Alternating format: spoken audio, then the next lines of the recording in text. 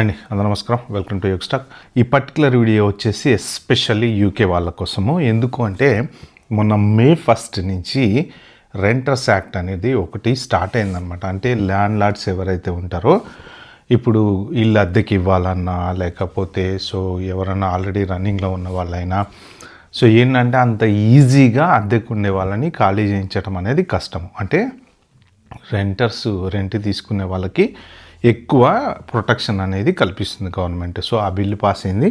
ఇది మే 1 నుంచి స్టార్ట్ అయిందనమాట. దాంతో కొంచెం ఇక్కడ యూకేలో కొత్త ప్రకంపనలు అయితే జరుగుతున్నాయి. ఎందుకంటే ల్యాండ్ లార్డ్స్ అంతా భయపడుతున్నారు. మెయిన్ మన ఇంట్లో ఎవరైనా అద్దెకున్నారనుకోండి, వాళ్ళు అద్దె కట్టకపోతే వాళ్ళని బయటికి పంపించలేదనుకోండి, నెల లోను ఓనరే కట్టుకోవాల్సి వస్తుంది.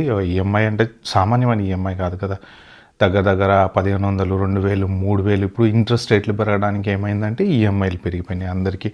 అంత అమౌంట్ రెంట్ రాకుండా ఓనర్ కట్టుకోవాలంటే చాలా ప్రాబ్లం అవుతుంది. వాళ్ళని ఎవిక్ట్ చేయించాలంటే చాలా కష్టం అనమాట. అంటే సింపుల్గా నువ్వు ఖాళీ చేయడం కుదరదు అనమాట. ఇలాంటి రూల్స్ అన్నీ వచ్చినాయి కాబట్టి ఏంటంటే ల్యాండ్ లార్డ్స్ చాలా భయపడుతున్నారు.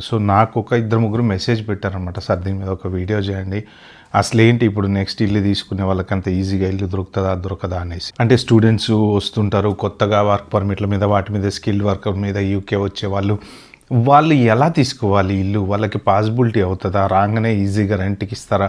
ఇప్పుడు మన ఇండియాలో లాగా వెళ్ళేసి టూలెట్ బోర్డు చూసేసి మాట్లాడేసి డబ్బులు ఇచ్చేసి అడ్వాన్స్ ఇచ్చేసి రెంట్ తీసుకోవడం అంటే కాదు కదా. ఇక్కడ ఏంటంటే మీకు క్రెడిట్ హిస్టరీ అవి అన్నీ ఉంటాయి రకరకాలుగా. ఈ పర్టికులర్ వీడియోలో దానికి సంబంధించిన డీటెయిల్స్ అన్నీ చెప్తాం. రేపు లాస్ట్ వరకు చూడండి, వెరీ ఇంపార్టెంట్ వీడియో.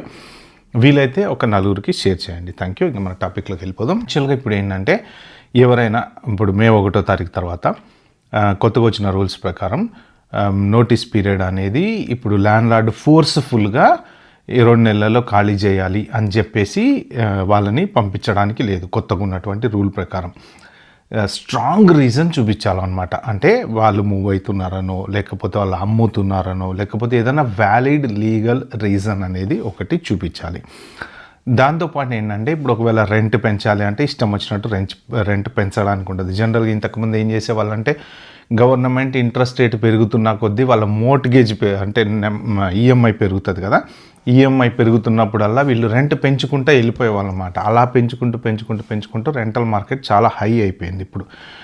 ఇంక నుంచి ఏంటంటే రెంట్ పెంచాలి అంటే ఈ టెనెంట్ కనుక నేను పెంచిన రెంట్ నేను ఇవ్వను అని అంటే మాత్రం చేయగలిగేది ఏం లేదు. ఒకవేళ కోర్టుకి వెళ్ళినా కానీ ఇలాంటివి ఏవో చాలా రూల్స్ ఉన్నాయి దాంట్లో. కోర్టుకి వెళ్ళి నేను కట్టనన్నా అది తేలే వరకు వాళ్ళు ఏది రెంట్ కట్టకుండా ఉండటాలు, ఇలాంటి రకరకాలు అన్నీ ఉన్నాయన్నమాట. అందుకని ఏంటంటే మెయిన్ ఒక పర్సన్ రెంట్ కట్టకుండా బయటికి పంపించకుండా ఒక 6 నెలలు ఒక ఇంట్లో కనుక ఉంచుకుంటే ఆ 6 నెలల పాటు ఓనరు చాలా సఫర్ అవుతాడు. లీగల్ ప్రాసెస్ల ద్వారా వెళ్ళాలన్నమాట. ఇప్పుడు ఎవరైనా నేను రెంట్ కట్టను అని అడ్డం తిరిగారు అనుకోండి, వాళ్ళని ఎవిక్ట్ చేయించాలంటే కోర్టుకి వెళ్ళి కోర్టు దగ్గర నుంచి పర్మిషన్ తెచ్చుకొని కోర్టు వాళ్ళకి రీజన్స్ అన్నీ ఎక్స్ప్లెయిన్ చేసి వాళ్ళు ఎందుకు కట్టట్లే రెంట్ ఏంటి ఇవన్నీ చాలా లీగల్ ప్రొసీడింగ్స్ అయితే చాలా ఉన్నాయన్నమాట. అందుకని ఏంటంటే ల్యాండ్ లార్డు భయపడుతున్నాడు, ఓనర్ ఖచ్చితంగా భయపడతాడు. ఎందుకంటే ఇప్పుడు మనం ఎవరికన్నా రెంట్కి ఇల్లు ఇచ్చామనుకోండి, వాళ్ళు రేపు పొద్దున నేను అద్దె కట్టనో, లేకపోతే ఇప్పుడు జాబ్ మార్కెట్ కూడా చాలా డౌన్ అవుతుంది కదా, జాబ్ పోయింది ఫర్ సపోజు, జాబ్ పోతే నాకు జాబ్ లేదు, నేను రెంట్ కట్టను, ఖాళీ చేయలేను. ఇప్పుడు జాబ్ లేనప్పుడు ఏంటి, వాళ్ళకి వేరే చోట ఇల్లు ఇవ్వరు కదా. అది డీటెయిల్స్ చెప్తాను నేను అసలు ఎలా ప్రాసెస్ ఏంటనేది. వేరే చోట ఇల్లు ఇవ్వరు కాబట్టి వీటి కదలలేరు.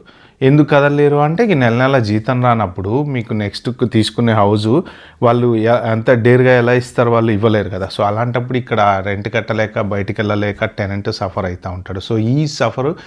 ఈ headache land lord point of వ్యూలో చూసుకుంటే పాపం వాళ్ళకు కూడా మరి లోన్లు కట్టుకోవాలి కదా, ఎండ్ ఆఫ్ ద డే ఈఎంఐలు కట్టుకోవాలి, వాళ్ళ టెన్షన్లు వాళ్ళకు ఉంటాయి. అందుకని చెప్పేసి చాలామందికి నోటీసులు వస్తున్నాయి, మీరు ఇల్లు ఖాళీ చేయండి అని వస్తున్నాయి అనమాట. అంటే ఇప్పుడు పాస్ట్ 3 years 4 years రెగ్యులర్గా ఉన్న వాళ్ళు కానీ, లేకపోతే ఇప్పుడు ఎందుకు భయపడతారు అంటే ఒక ఎగ్జాంపుల్ ఏంటంటే ఇప్పుడు ఒక ఇంట్లో ఒక టెనెంట్ ఒక 3 years నుంచి రెంట్కుంటున్నాడు, ఎక్కడ రెంట్ ఎగ్గొట్టలేదు, కౌన్సిల్కి ట్యాక్స్ కడుతున్నాడు, ఎటువంటి ప్రాబ్లం లేదు, అతనికి ఫైనాన్షియల్ బాగుంది, హిస్టరీ అన్నీ బాగున్నాయి, అయినా అతన్ని వెళ్ళిపోమని నోటీస్ ఇస్తున్నారు.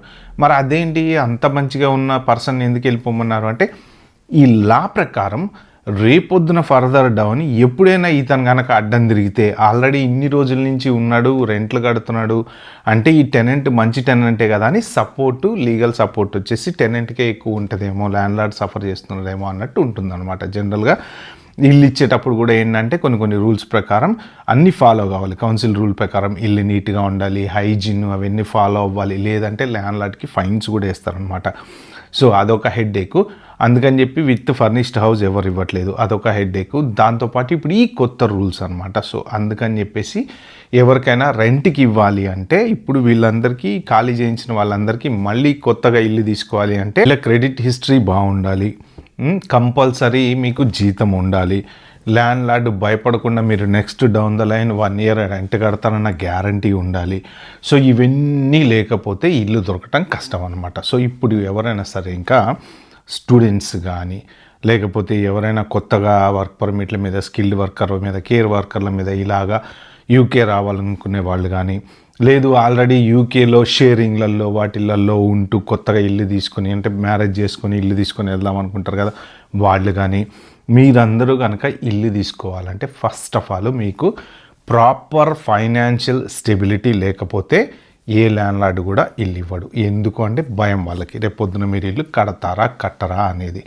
So at the same time ఇల్లు దొరకడం చాలా కష్టమైపోతుంది ఇట్లాంటి టైంలో. ఎందుకు కష్టమైపోతుంది అంటే ల్యాండ్లార్డ్స్ అంతా భయపడుతున్నారు. చాలామంది ఏం చేస్తున్నారంటే ఇక ఎగ్జిస్టింగ్ కాంట్రాక్ట్స్ ఏమైతే ఉంటాయో కదా వీళ్ళకి, ఇప్పుడు మేకు ఒక కాంట్రాక్ట్ అయిపోతుంది, జూన్కి కాంట్రాక్ట్ అయిపోతుంది, అలాగా ఫస్ట్ 12 months కాంట్రాక్ట్లు ఇంతకుముందు ఉన్నాయి కదా, అవన్నీ అయిపోగానే ఇంక వాళ్ళని ఖాళీ చేపించేసి వీళ్ళు అమ్మకానికి పెడదామని ప్లాన్లో ఉన్నారు. చాలామంది కూడా ఎందుకు వచ్చిన తలనొప్పి, ఇప్పుడు ఈ టెనెంట్ అద్దె కట్టక గవర్నమెంట్కి ట్యాక్స్ కట్టుకుంటూ, ఎందుకంటే ఇదివరకు ఇల్లు అద్దెకిస్తే ట్యాక్స్ అనేది లేదు. రీసెంట్గా ఒక 4-5 years నుంచో సంథింగ్ వీళ్ళు ట్యాక్స్ యాడ్ చేశారనమాట. అంటే ఒక పర్సన్ ఒక 3-4 ఇల్లు రెంట్లకు ఇచ్చుకుంటున్నాడు అంటే ఆ రెంటర్స్ దాని మీద కూడా వీళ్ళు ట్యాక్స్ కట్టాలన్నమాట.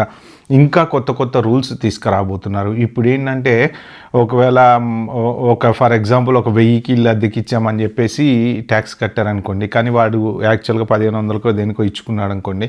సో ఇలాగా మ్యానిపులేషన్స్ అవన్నీ అవ్వకుండా ఉండటం కోసం మార్కెట్ రేట్ ప్రకారం ఆ ఏరియాలో ఎంత రెంట్ అయితే ఉంటుందో అంత రెంట్కి బై డిఫాల్ట్ గవర్నమెంట్ ట్యాక్స్ వేసేస్తుంది. ఇక మీరు తక్కువకి ఇచ్చుకోండి, ఎక్కువకి ఇచ్చుకోండి, ఇలాంటి రూల్స్ రాబోతున్నాయి.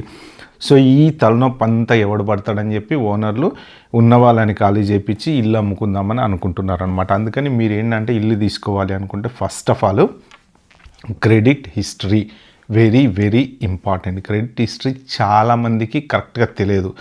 ఏంటంటే మీరు ప్రతి చోట మీరు ఒక మొబైల్ కాంట్రాక్ట్ తీసుకున్న, ఒక క్రెడిట్ కార్డు వాడినా, లేకపోతే మీరు ఎక్కడికైనా షాప్కి వెళ్ళి ఏదైనా షాపింగ్ చేసినా ప్రతిదీ కూడా ఫైనాన్షియల్ రిలేటెడ్ ఎవ్రీ సింగిల్ మీరు పావలా ₹10 ఖర్చు పెట్టినా కూడా మీ క్రెడిట్ హిస్టరీలో లాగవుతుంది అనమాట.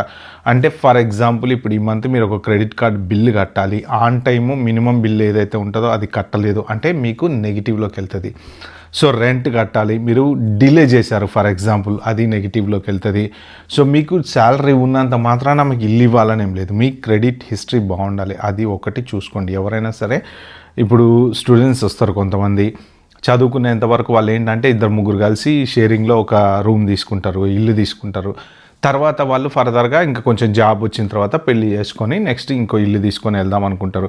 మీరు అలా వెళ్ళాలి అంటే మీరు క్రెడిట్ హిస్టరీ బిల్డప్ చేసుకోవాలి. క్రెడిట్ హిస్టరీ అంటే చాలా సింపుల్ అండి. అప్పు చేయండి, అప్పు తీర్చండి, టైంలో తీర్చండి, ఇంతే. దాని లాజిక్ అంతే.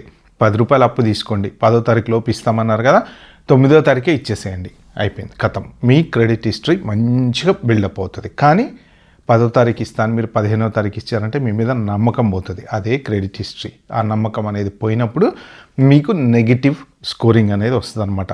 అలా ఉంటే మీకు ఇల్లు ఇవ్వరు. ఎందుకు ఇవ్వరు అంటే మీరు రేపు పొద్దున అద్దె కడతారో కట్టరో గ్యారంటీ ఉండదు.